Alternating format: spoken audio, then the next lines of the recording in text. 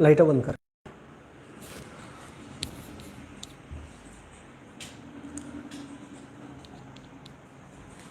नमस्कार, मी नितेश बाळकृष्णजी कराय, संचालक Phoenix career development academy Wardha. Bullet चालू घडामोडी या पुस्तकाचे लेखक आपल्या सर्वांचे स्वागत करतो फिनिक्स अकॅडमी वर्धा या आपल्या यूट्यूब चॅनलवर.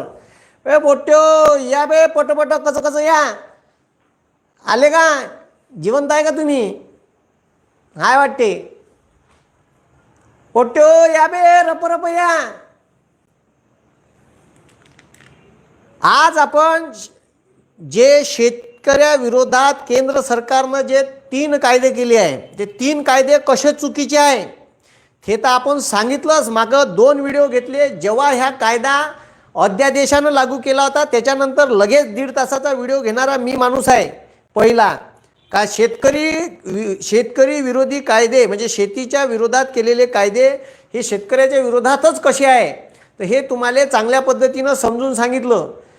आता बरेचसे लोक, जो या जगाचा पोशिंदा आहे, जो इथं या देशाले जगून राहिला, ठीक आहे, आज त्याच्यावर अशी परिस्थिती आली आहे का त्याले पूर्ण घेराबंदी केली. 8 ठीक आहे, 8 बॅरिगेड्स टाकले, सिमेंटच्या भिंती बांधल्या सरकारच्या लोकांच्या टॅक्सच्या पैशातून.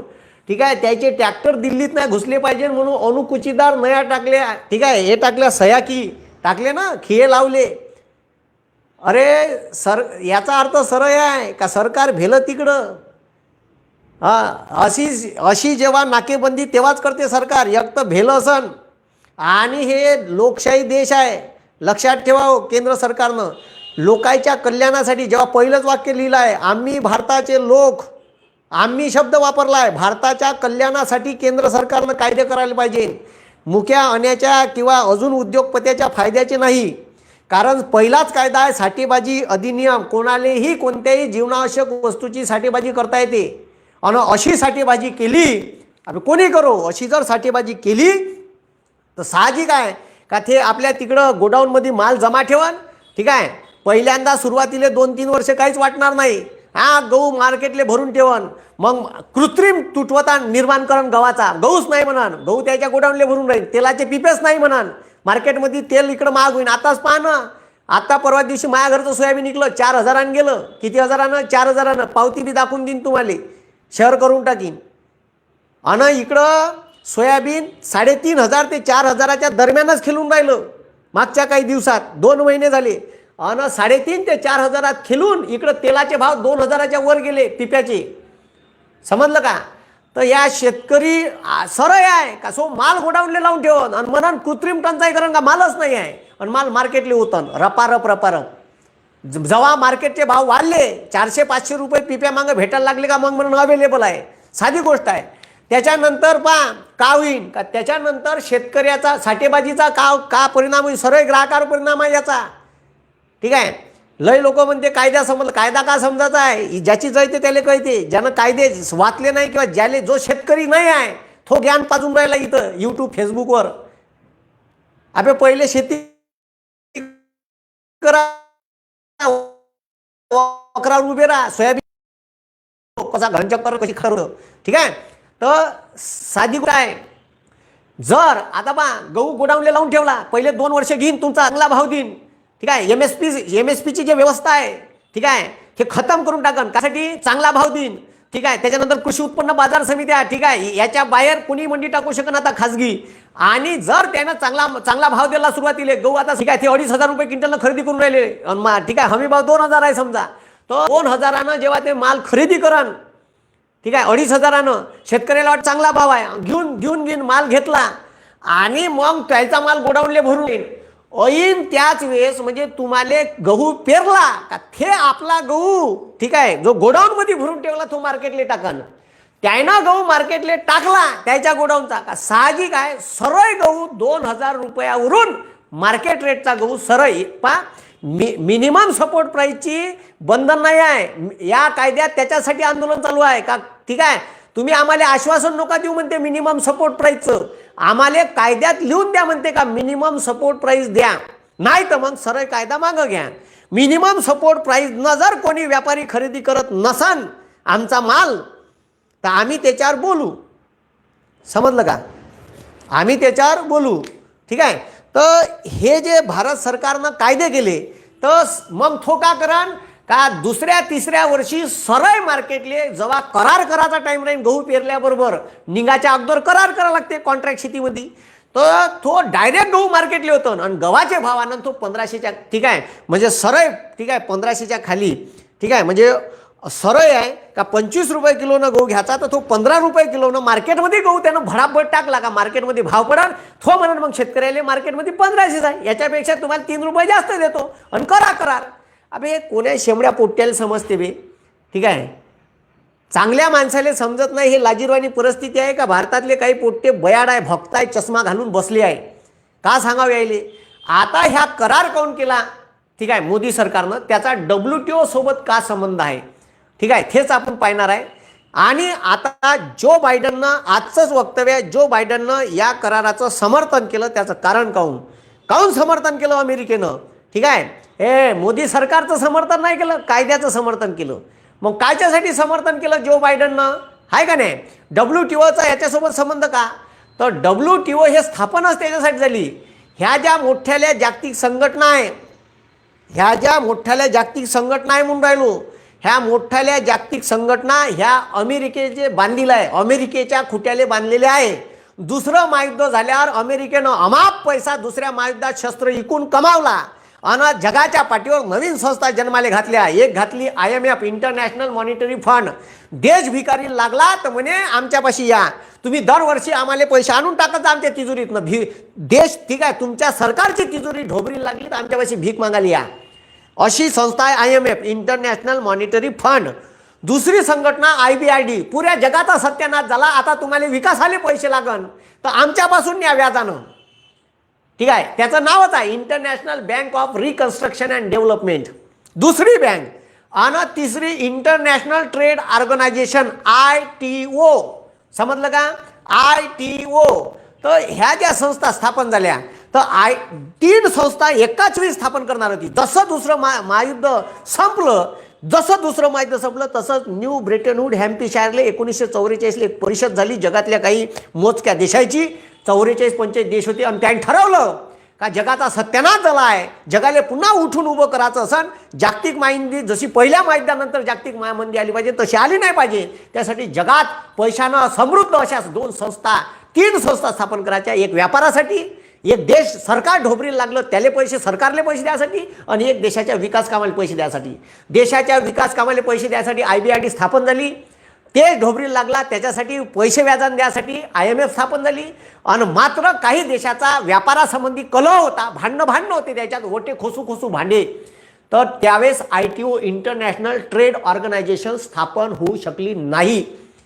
मग त्याच्यासाठी मग का करायचं, 3-4 वर्ष चर्चा चालल्या. 1945 2 संस्था IBRD आणि IMF स्थापन झाल्या आणि मग एक संस्था स्थापन नाही होऊ शकली. तर ठीक आहे युनो अंतर्गतच एक थोडीशी संस्था स्थापन केली, त्याच्यात चाटकबुटक काम चाले. पण मात्र एक लक्षात ठेवा का त्याच्यानंतर ठीक आहे गॅट करार 1 जानेवारी 1948 अस्तित्वात आला. General agreement of tariff and trade. जर WTO नाही आली तर गॅट स्थापन करू आणि या गॅट कराराअंतर्गत जगाच्या सगळ्या देशाला आपण सामील करून घेऊ आणि या करारानुसार जगाचा व्यापार करू. तुम्हाला सांगतो गॅटचं काही ऐके आणि काही देश ऐके नाही ठीक आहे. तर आता आपण पहिले WTO काय हे पाहून घेऊ. जेव्हा WTO आपल्याला समजन तेव्हा बाकीचं बरोबर समजन, तेव्हाच ह्या सत्यानाश समजणे आहे, नाही तर ह्या सत्यानाश नाही समजत. हे WTOनं सांगितलं विकसित आणि विकसनशील देशाने ॲग्रिकल्चरवरची सबसिडी कमी करा ठीक आहे. त्या गॅटवरून WTO वर्ल्ड ट्रेड ऑर्गनायझेशन कशी जन्माला आली ते बी पाहू दाखव रे ठीक आहे. पाहता ठीक आहे. हां आता लक्ष द्या, पहा बे ठीक आहे, झूम कर ठीक आहे. आता पहा हे पहा पहिला करार केला आता पहा ठीक आहे. ITO स्थापन नाही झाली. ज्या 3 संस्था स्थापन करणार होतो त्याच्यातल्या 2 संस्था स्थापन झाल्या. काही देशाच्या मतभेदामुळे ठीक आहे ITO इंटरनॅशनल ट्रेड ऑर्गनायझेशन स्थापन नाही झाली. मग त्याच्या जागी गॅट करार अस्तित्वात आला, general agreement of tariff and trade ठीक आहे. टेरिफ अँड ट्रेड व्यापाराचा देवाणघेवाण करासाठी एक करार झाला. तो करार 1 1948 1947च्या हवाना परिषदेत याच्यावर चर्चा झाली, त्याची अंमलबजावणी 9 जुलै 1948 एकूण 8 करार होते व्यापारासंबंधित, चर्चा झाली, चालू झाला. गॅट कराराचं कोणी ऐके, ठीक आहे, रशिया तर अजिबात ऐके बी नाही, असं खतरनाक काम होतं, ठीक आहे. मग आता लक्ष द्या, आता हे जे आहे तर 8वी फेरी झाली, चर्चेच्या फेऱ्या झाल्या 45 पासून. तेव्हा कुठं पुंडाडेल इस्टेट इथं अंतिम निर्णय झाला का गॅट करार अस्तित्वात आहे म्हणून आपण जनरल ॲग्रीमेंट गॅट करार, ठीक आहे. काय साठी, त्याचा उद्देश पहा, थोडंसं मोठं कर, ठीक आहे, इकडे घे. आंतरराष्ट्रीय व्यापारातील पहा, आंतरराष्ट्रीय व्यापारातील, ठीक आहे, पहा, आंतरराष्ट्रीय व्यापारातील वादविवाद सोडवणे, ठीक आहे. त्याच्यानंतर पहा, ठीक आहे, आंतरराष्ट्रीय व्यापारात जे वाद निर्माण होईल दोन देशांमध्ये व्यापार करताना, आता वादच वाद आहे दुनियाभराची, व्यापार करताना वाद होणारच आहे, ठीक आहे. कारण का होते, काही देश प्रचंड सबसिडी देते आपल्या, ठीक आहे. आता समजा कृषी माल आहे, एखाद्या देशाला गहू खरेदी करायचा आहे, अमेरिका प्रचंड पैसेवाला देश होता, त्यानं आपल्या ॲग्रिकल्चर सेक्टरमध्ये प्रचंड अनुदान दिलं, त्याच्यामुळे तिच्या गव्हाची प्रोडक्शन कॉस्ट, तांदळाची प्रोडक्शन कॉस्ट कमी पडली.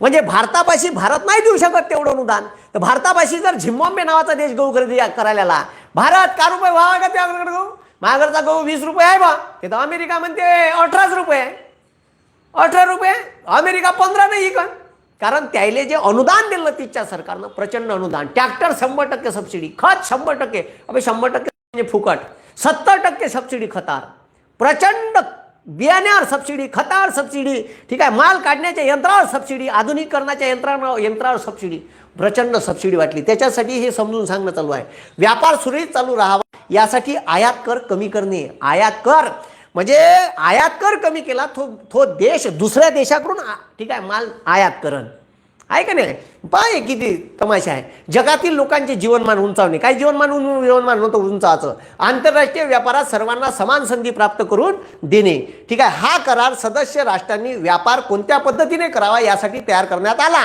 पण ठीक आहे, हा करार, ठीक आहे, पण हा करार लक्ष द्या, ठीक आहे, जे पालक सदस्य देश होते ते योग्यरित्या करत नव्हते, त्यामुळे आंतरराष्ट्रीय व्यापारावर कायमस्वरूपी नियंत्रण ठेवण्यासाठी कायमस्वरूपी संघटना असली पाहिजे. हे करारावर जमत नाही, लोक ऐकते नाही तर नाही ऐकत, म्हणून जगात, ठीक आहे, 1995-94 पर्यंत गॅट कराराच्या प्रचंड चर्चेच्या फेऱ्या झाल्या, 8-9 फेऱ्या झाल्या, उराग्वेले झाली, पुंडाडेलले झाली, ठीक आहे, लय वेगवेगळ्या 8 फेऱ्या झाल्या.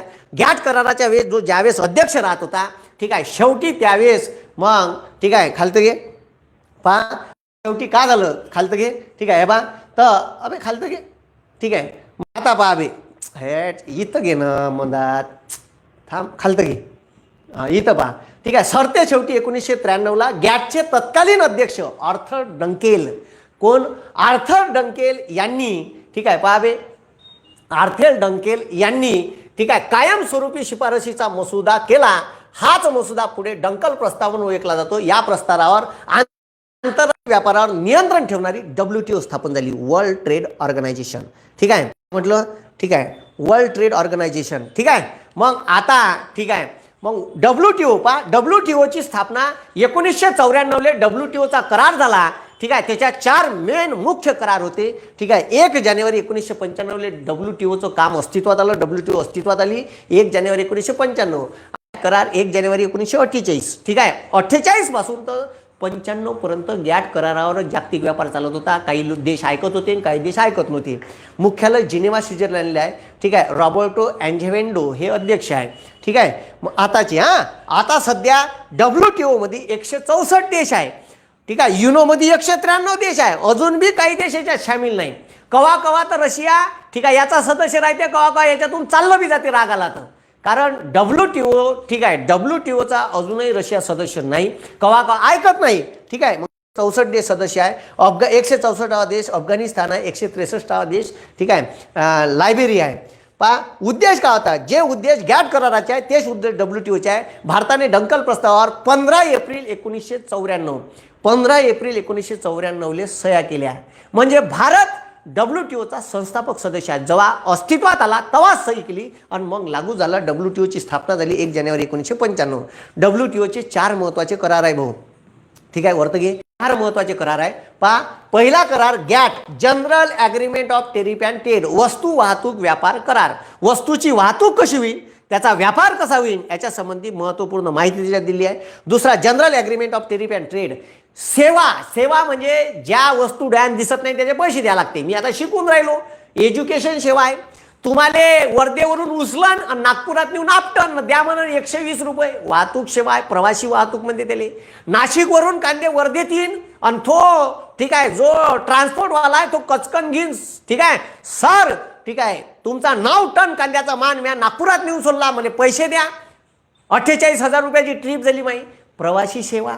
ठीक आहे. त्याच्यानंतर फोन लावता कच घेते ना जिओ, कचकन 600 रुपये, 599 घे ना शेकून. ठीक आहे.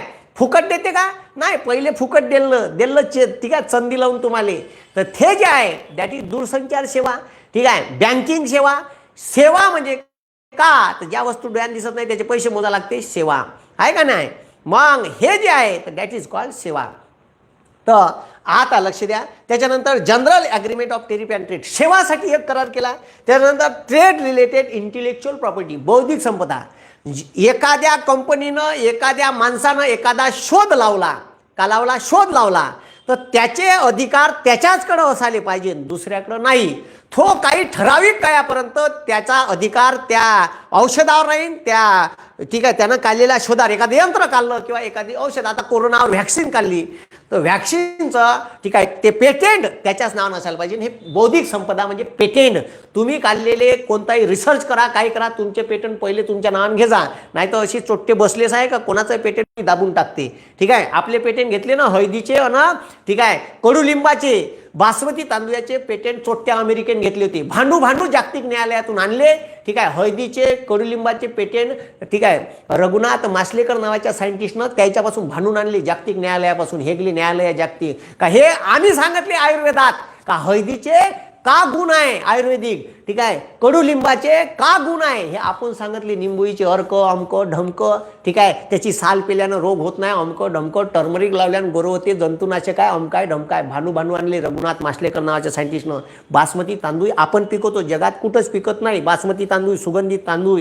तो तांदूळ इथून बोलावते, ते पॅकिंग करते, त्याच्या पेटेंटचे पैसे अमेरिका खाते. इतकी बदमाश आहे. याच्यासाठी ते असं कोणी ठीक आहे कोणी कोणाचं दाबदूब नाही केला पाहिजे. पेटेंटचे अधिकार ज्यानं जो शोध लावला त्याचे पेटेंटचे अधिकार त्यालाच असले पाहिजे. यासाठी ठीक आहे प्रत्येक देशानं आपल्या देशात कायदे करावे. The agreement on trade and related investment measures, कोणत्या देशानं एखाद्या देशात ठीक आहे जर इन्व्हेस्टमेंट करायची आहे म्हणजे मोठ्याल्या कंपन्या टाकायच्या आहेत, त्याचे काय कायदे कानून त्या देशानं करायला पाहिजे याच्याबाबत दिलेले आहे, सांगा. ठीक आहे. मग आता ठीक आहे मग आता पहा बे, मग WTOचा जो कृषी करार आहे तो काय आहे ॲक्च्युली तुम्हाला सांगतो सरळ आणि साध्या सोप्या भाषेत.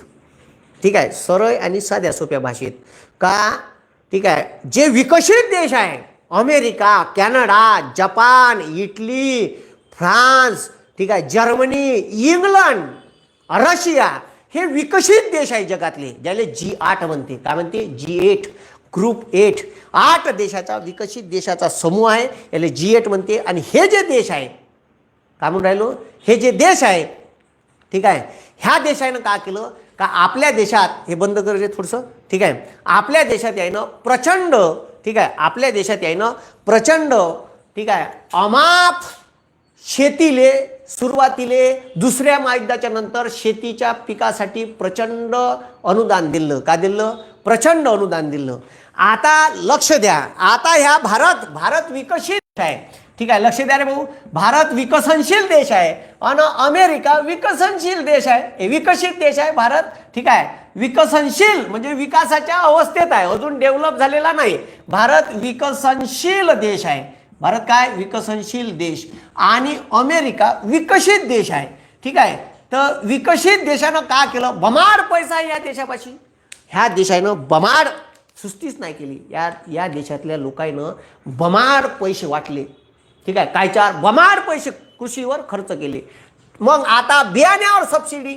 आता लक्ष द्या, गव्हाच्या ठीक आहे लक्ष द्या, गव्हाची एका एकराले लक्ष द्या बे, गव्हाची एका एकराले 3 बॅग लागते आणि एक बॅग गव्हाची, एक बॅग 30 किलोची.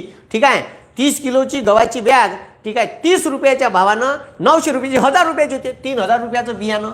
भारतात सबसिडी नाही बियाण्यात 3000. भारताची सोय नव्हती सबसिडी द्यायची. यानं काय केलं ते बियाणं डायरेक्ट ठीक आहे डायरेक्ट 70% सबसिडीवर दिलं 1000 रुपयात.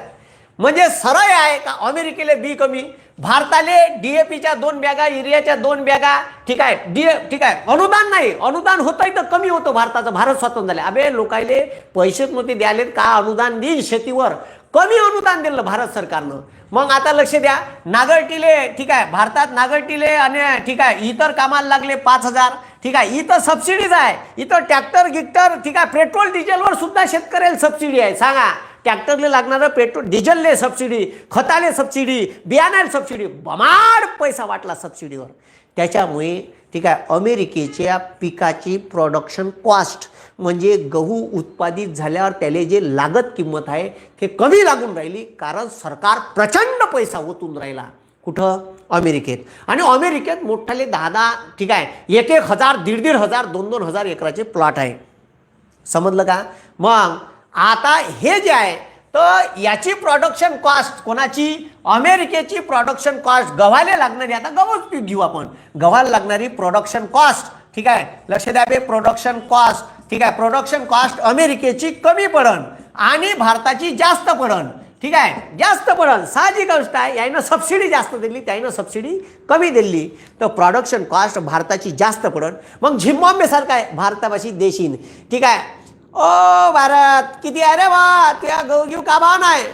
गहू आहे राजा 20 रुपये किलो पडन तुले होलसेल पाहिजे तर अमेरिकेपासून अमेरिका म्हणून माझ्यापाशी 15 रुपये किलो आहे. अबे तो तर भारत 20 म्हणते तू 15 म्हणून राहिला तू असं हा घेऊन जा ना तुला लागते तेवढा नाही. भारतापासून नीन का मग थो नीन अमेरिकेपासून. अमेरिकेनं अबे आपण आणत होतो डुकराले टाकणारा सल्ला गहू अमेरिका आपल्याला देत होती. PL 480 कराराअंतर्गत पब्लिक लॉ 480 या कराराअंतर्गत ठीक आहे हरित क्रांती लागू करायच्या पहिले सल्ला डुकराने टाकणारा मिलो गहू आपल्याला देत होती अमेरिका. ह्या अमेरिकेनं जगातल्या सगळ्या देशाले प्रचंड गहू विकला ठीक आहे प्रचंड तांदूळ विकला का आणि कमी पैशात विकला. काऊन विकला तर ते शेतीले प्रोत्साहनच एवढं देत होतं का त्याच्या देशात जे कृषी माल शेतकरी उत्पादित करते त्याला प्रचंड अनुदान देत होतं. अनुदान म्हणजे सबसिडी बाम सबसिडी देत होती. ट्रॅक्टरवर सबसिडी ठीक आहे हार्वेस्टरवर सबसिडी डिझेलवर सबसिडी बियाण्यावर सबसिडी डायरेक्ट जे इम्पॅक्ट करते प्रोडक्शन कॉस्टवर त्याच्यावर सबसिडी देत होते. यानं प्रचंड सबसिडी वाटली भाऊ कोण अमेरिकेनं. विकसित रशिया कॅनडा फ्रान्स बमाड वाटली बमाड पैसा छापून घेतला आणि मग WTO ही चोट्टी संस्था अस्तित्वात आणली.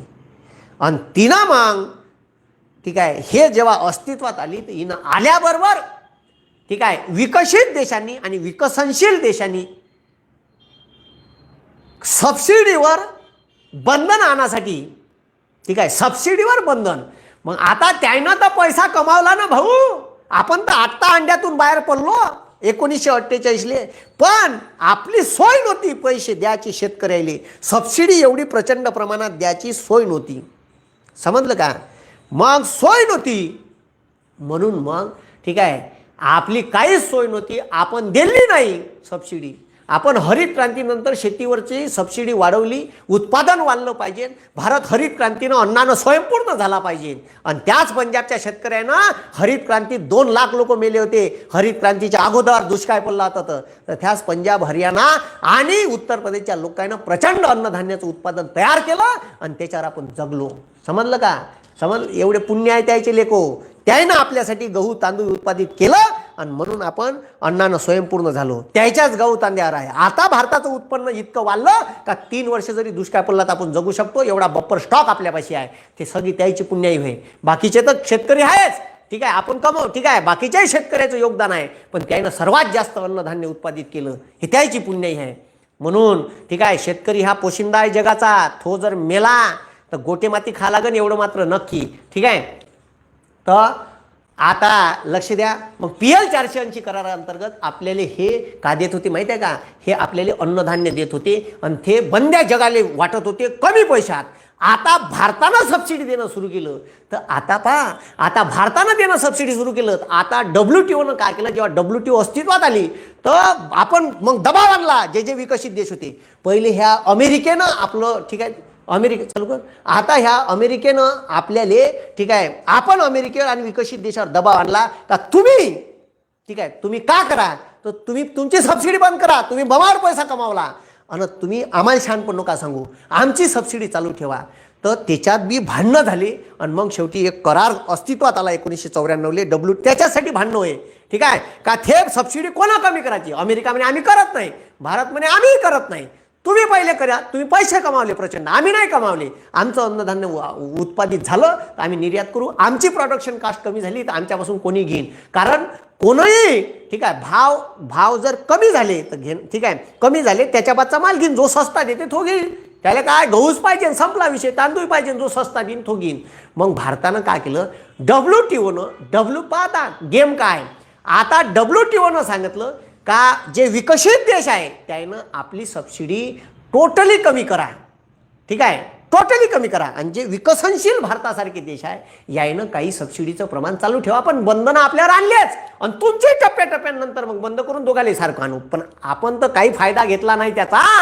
ठीक आहे, त्यानं प्रचंड पहिले पैसे कमावून टाकले. आता तेच पाहायचं आहे आपल्याला का त्यानं का सत्यानाश सबसिडी कशी कमी करायला सांगितली.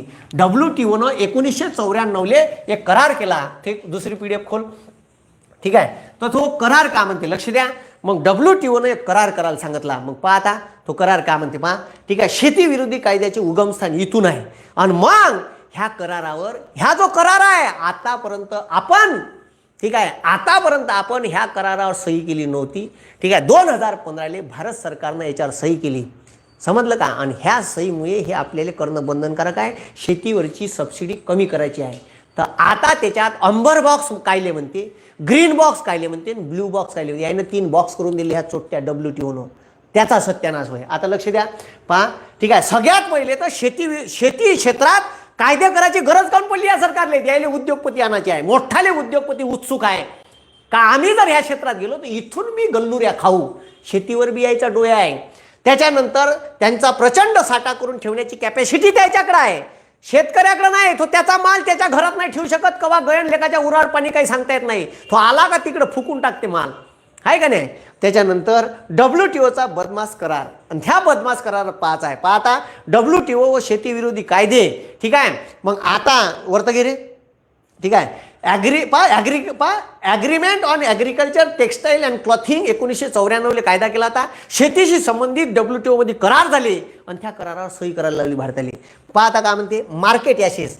एक तर पहिले 3 याच्यात त्यानं सांगितलं का या करारात 3 पॉईंट राहील. एक राहील निर्यात शुल्क. प्रत्येक देशाने, ठीक आहे, निर्यात शुल्क करा, पण आयात करणाऱ्या देशाने तुमचं आयात शुल्क कमी असलं पाहिजे. म्हणजे आयात शुल्क जर त्या देशानं खूप जास्त लावलं तर लोकांना माल, ठीक आहे, का होईल, लोकांचा मालाची किंमत वाढन. आणि किंमत वाढली तर लोक माल घेणार नाही आणि तो देश माल आयात करणार नाही. म्हणून निर्यात आणि आयात शुल्कावर कंट्रोल असलं पाहिजे. त्याच्यासाठी मार्केट ॲसेसवर कंट्रोल असासाठी तुम्ही त्या देशानं जो माल देश आयात करते त्यांना आयात शुल्क कमी लावा. जो निर्यात करते त्याला तर वाटते का निर्यात झालं पाहिजे आणि डॉलरच्या तुलनेत पैसे आपल्यापाशी आले पाहिजे. कोणाला वाटते आपल्या देशातला माल जेवढा जास्त खपन तेवढं चांगलं, आहे का नाही. तर मार्केट ॲसेसवर कंट्रोल करायसाठी एक पहिला पॉईंट मानला. दुसरा टाकला डोमेस्टिक सबसिडी. ह्या खतरनाक आहे. डोमेस्टिक सबसिडी म्हणजे त्या देशानं शेतीवर किती सबसिडी द्यावी याच्यावर बंधन आणले. कोण, WTOनं. करार करा, सही करा, ह्या करारावर सह्या करा आणि तुम्ही ह्या करारानुसार वागा. मग पहा काय म्हणते, स्वतःच्या देशातील सबसिडी, डोमेस्टिक म्हणजे त्या देशातील सबसिडी त्या देशानं कमी करण्यासाठी प्रयत्न करावे आणि त्याच्यासाठी हे बंधन होय. DAPची बॅग 560 रुपयाला होती भाऊ. DAPची बॅग 2005ले 560 रुपयात, 2007ले, ठीक आहे, 680 रुपयात झाली. आणि डायरेक्ट आता विकत घ्या लागते 1180 रुपयाले. 1200 रुपयाची DAPची बॅग आहे. युरियाच्या बॅगीच्या किमती पहा काऊन वाढल्या. हे जे करारावर साईन केली ना आपण, ठीक आहे, का सरकारले सांगितलं आहे का तुम्ही सबसिडी जे डायरेक्ट उत्पादनावर. कारण आता काय झालं का अमेरिकेची सबसिडी बंदच केली, कमीच केली, डायरेक्ट बंदच केली असं समजा.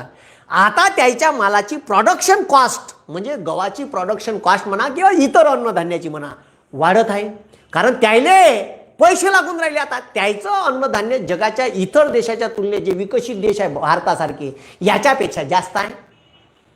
त्याच्यामुळे झिम्बाब्वे केन्यासारखा देश गहू आयात करायचा आहे असं म्हणलं तर त्याचा गहू महाग पडून राहिला. तो म्हणते माझ्यापाशी 23 रुपये किलोचा गहू आहे. 23 का गल्ला महाग आहे भारतापाशी. भारतात या गहू येऊन जा माझ्या गहू 20 रुपयानं. त्याचा 23 भारताचा 20 कारण भारताची सबसिडी चालू आहे. आता त्याच्यात विकसनशील देशाचा भारताला आता फायदा होऊन राहिला.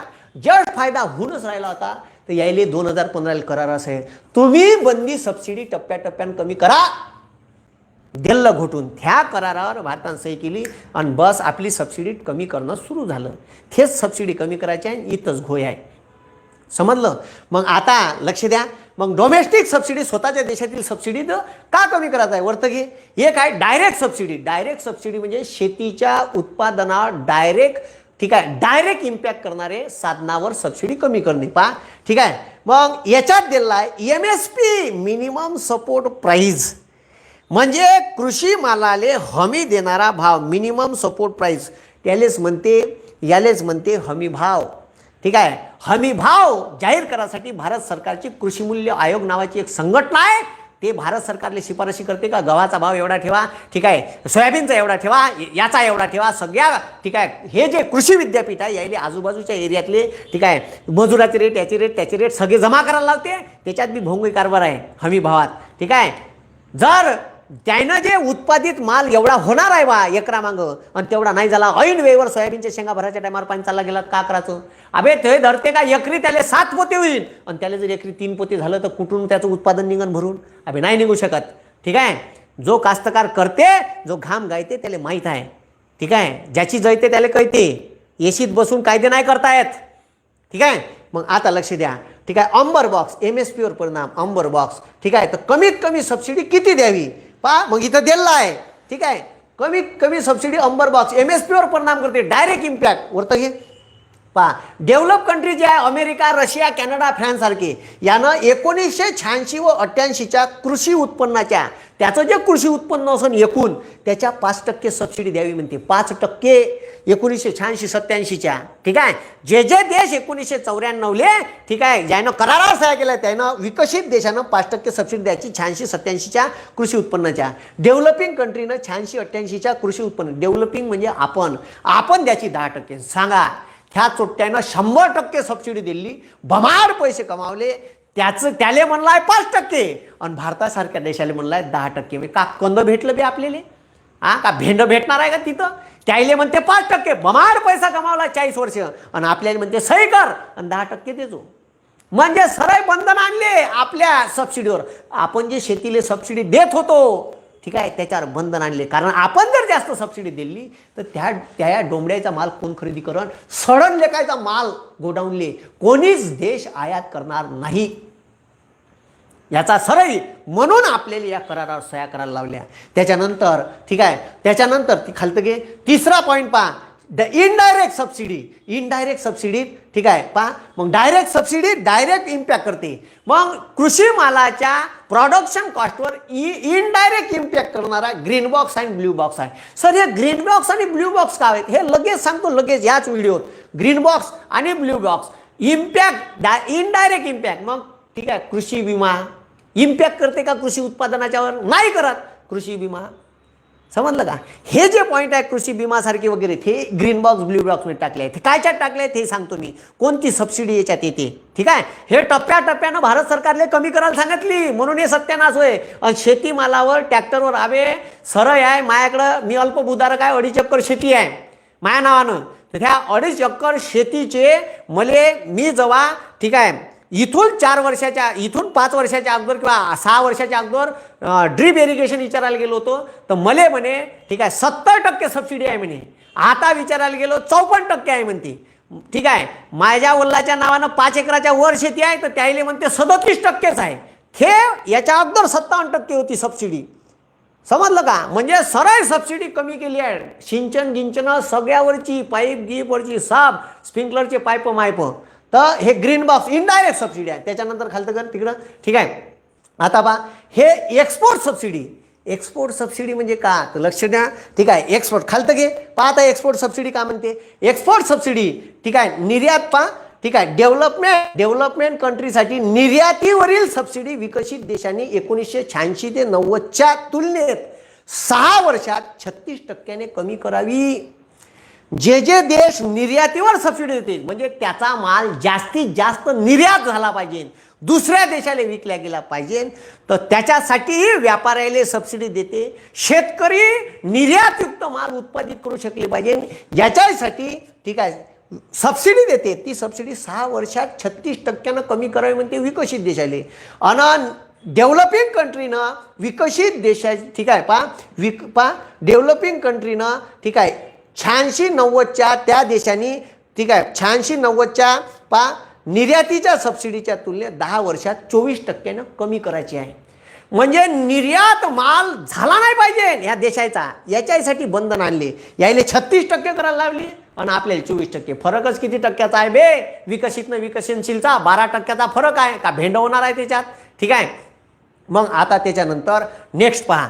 ठीक आहे, आता ठीक आहे हां WTO ठीक आहे, नाही वरतं पेज कुठं आहे, हां WTO घे, अंबर बॉक्स. हां पहा आता ठीक आहे, WTOचे कृषी करार पहा. WTOचे कृषी करार काय म्हणते, विकसित राष्ट्राच्या आग्रहामुळे विकसित राष्ट्राच्या आग्रहामुळे विकसनशील राष्ट्रांनी त्याच्या देशात विकसित राष्ट्राच्या आग्रहामुळे, कारण हे पैसेवाले देश आहे त्याचा दबाव जास्त बनते अशा संघटनेवर. कारण जगात अरे पैसा आहे भाऊ, तर त्याच्या मागं ठीक आहे लय राहते, दारू पेदाडे अमकं ढमकं पाटील अमकं ढमकं ठीक आहे, पार त्याच्या मागं पैसा असला का तुमच्या मागं लंडोरे कुत्रे लागन. ठीक आहे, मग तसंच ठीक आहे विकसित राष्ट्राच्या आग्रहामुळे विकसनशील राष्ट्रांनी त्याच्या देशात कृषी मालावर देण्यात येणारी सबसिडी म्हणजे अनुदान ठीक आहे टप्प्याटप्प्याने बंद करावी असे सूचित केले आहे. त्यामुळे आंतरराष्ट्रीय व्यापार कृषी माल सर्वत्र सारख्या दरात उपलब्ध होईल. पण या करामुळे विकसनशील राष्ट्रातील शेतकऱ्याचा उत्पादन खर्च वाढेल व त्याचबरोबर आतापर्यंत विकसित राष्ट्रांनी आपल्या देशात दिलेल्या सबसिडीमुळे त्या देशातला शेतकरी समृद्ध झाला आहे. विकसित देशातला शेतकरी समृद्ध झाला आहे, त्यानं सबसिडी दिल्यामुळे बमाड पैसा कमावला. ठीक आहे, पण याचा फायदा विकसित देशांनीच घेतला आहे. त्यामुळे हा केवळ विकसनशील राष्ट्रावर केलेला अन्याय आहे. अन्याय आपल्या बुलेट पुस्तकात आहे दिले सगळे लिहून, अन्याय आहे. याच कारणाने भारताने या कराराचा स्पष्ट विरोध केला होता आणि 2015 याच्यावर सह्या केल्या आपण म्हणलं का. आणि मग पहा का म्हणते अंबर बॉक्स. कायले अंबर बॉक्स म्हणते, डायरेक्ट इम्पॅक्ट करा कृषी मालाच्या प्रोडक्शन कास्टवर. ठीक आहे, कृषी उत्पादन वाढविण्यासाठी सबसिडीवर बंदी. पहा कृषी उत्पादन कृषी उत्पादन वाढवते आणि प्रोडक्शन व्हॅल्यू त्याची कमी करते, याच्यावर डायरेक्ट इम्पॅक्ट करणारी सबसिडी म्हणजे अंबर बॉक्स. अंबर म्हणजे लाल बॉक्स, रेड बॉक्स. ठीक आहे, पहा सिंचन आहे का नाही, साहजिक आहे का ड्रीप इरिगेशनले किंवा स्प्रिंकलरले जास्तीत जास्त सबसिडी दिली तर जास्तीत जास्त शेतकरी विकत घेईन तर त्याचं उत्पन्न वाढन, त्या पिकाले व्यवस्थित पाणी भेटन. कारण पट पाण्यानं जेवढी ओलणं नाही होत तेवढी स्प्रिंकलरनं ओलणं होते, त्याच्यापेक्षा जास्त त्याचं उत्पादन वाढन. त्याच्यानंतर ऊर्जा म्हणजे ठीक आहे इंजनचा पेट्रोल पंप, त्याच्यानंतर मोटारीवर सबसिडी, त्याच्यानंतर वीज बिलावर सबसिडी, वीज बिल माफ शेतीचे याच्यात येते. कीटकनाशके फवारा. ठीक आहे, कारण अळी आली तर अळी बंद पीक खाऊन टाकते, तिच्यावर फवारा. कीटकनाशकावर सबसिडी, खतावर सबसिडी, खतानं उत्पादन वाढते, रासायनिक खत आणि किमान आधारभूत किंमत MSP मिनिमम सपोर्ट प्राइस. त्याच्यामुळे शेतकऱ्याला आपला माल हमी भावात खपाची शाश्वती येते. हे डायरेक्ट कृषी उत्पन्नावर इम्पॅक्ट करणारे घटक आहे, हे अंबर बॉक्समध्ये येते. याची सबसिडी त्या देशातील सरकारने टप्प्याटप्प्याने कमी करावी. चाल सही कर न चोट्ट्या कमी कर. ठीक आहे, असं होईल हे गेम. दुसरा आहे ग्रीन बॉक्स. ठीक आहे, काय आहे ग्रीन बॉक्स. का म्हणते ग्रीन बॉक्स, कृषी उत्पादनावर कमीत कमी परिणाम करणाऱ्या सबसिडीवरही बंदी आणावी टप्प्याटप्प्यानं. मग कृषी विम्यात आता बी भारत सरकार कापूस जर 2.5 चक्कर लावला तर तुम्हाला भरायला लावते 1500 रुपये आणि बाकीचे बंदे 14,500 रुपये भारत सरकार भरते. हो मग ह्या ज्या कंपन्या आहे ना, खाजगी क्षेत्र आणलं ना याच्यात. भारत सरकारची एक कंपनी होती ठीक आहे ॲग्रिकल्चर इन्शुरन्स. ठीक आहे, ॲग्रिकल्चर इन्शुरन्स ऑफ ठीक आहे इंडिया लिमिटेड नावाची, agriculture insurance company of India limited नावाची भारत सरकारची स्वतःची कंपनी होती. याच्यात हे सरकार आल्याबरोबर ह्या सरकारनं प्रायव्हेट, ठीक आहे, हे धीऱ्या मुक्याच्या आणण्याच्या कंपन्या आणल्या याच्यात. आणि कारण सरकार पैसे देऊन राहिलं, तुमचं सबसिडी आहे त्याच्यावर, का तुम्ही एक किस्त भरा, ठीक आहे, 5% काहीतरी रक्कम आहे ठराविक, आणि बाकीची सरकार भर आणि देते बे. किती लोकांना भेटते बे, पाहणं कृषी विमा, ठीक आहे. त्याच्यात दुनियाभराचे नियम आहे, दुनियाभराचे नियम आहे. 50% वर शेतकऱ्याचं सरसगट नुकसान व्हायला पाहिजे तेव्हा भेटते. कवा होईल? आमचा माल जर सोयाबीनचा ढीक कोण पेटवला, ठीक आहे, समजलं का, जास्त पाऊस आला का आला, त्याचं उत्पादन किती लोकांना भेटते कृषी विमाचे पैसे, तुम्हीच विचार करा, ठीक आहे. मग पा कृषी विमा पर्यावरण संरक्षणासाठी केलेल्या, ठीक आहे, गोष्टीवर देण्यात येणारं, ठीक आहे, अनुदान. त्याच्यानंतर अन्न सुरक्षा कायदा, 2 रुपये किलो गहून 3 रुपये किलो जे तांदूळ भेटते तुम्हाला, त्याच्यावर भारत सरकार करोडो रुपये सबसिडी देऊन राहिलं, ते टप्प्याटप्प्यानं कमी करा म्हणते, ठीक आहे. कृषी संशोधन करा, ठीक आहे.